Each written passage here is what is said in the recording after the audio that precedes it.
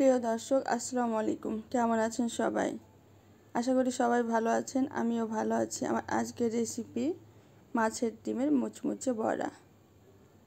এখানে আমি মাছের ডিম নিয়ে নিচ্ছি 1 কাপ। মাছের ডিমের ওপরে যে পাতলা আবরণটা থাকে ওটা আমি ফেলে দিয়েছি। পেঁয়াজ কুচি নিয়ে নিচ্ছি 1/2 কাপ। কাঁচা মরিচ কুচি দিয়ে দিচ্ছি 2 চামচ। শুকনো চালের গুঁড়ো দিয়ে দিচ্ছি 2 চামচ। লবণ দিয়ে দিচ্ছি স্বাদ মতো। আদা রসুন বাটা দিয়ে দিচ্ছি 1/2 চামচ। হলুদ গুঁড়ো দিয়ে দিচ্ছি 1/2 চামচ। মরিচের গুঁড়ো দিয়ে দিচ্ছি 1/2 চামচ।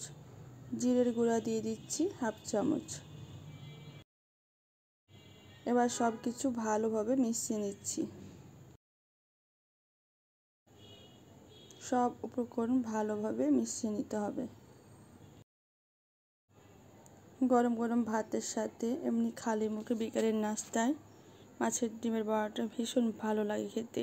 চুলায় একটা প্যান বসিয়ে দিয়েছি, 2 টেবিল চামচ তেল দিয়ে দিয়েছি। তেলটা গরম হয়ে আসলে মাছের ডিমের বড়াগুলো ছেড়ে দিচ্ছি। চুলার জাল লোতে রেখে আমি মাছের ডিমের বড়াগুলো ভেজে নিচ্ছি। আমি ঢেকে দিচ্ছি 2 মিনিটের জন্য। 2 মিনিট পর আমি ঢাকনাটা উঠিয়ে বড়াগুলো উল্টিয়ে দিচ্ছি। সুন্দর একটা কালার আসা পর্যন্ত অপেক্ষা করব।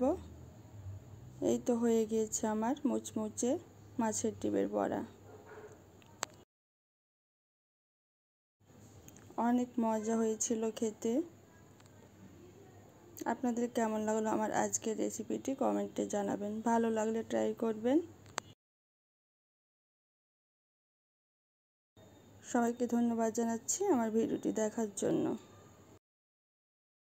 সবাই অনেক বেশি ভালো থাকবেন।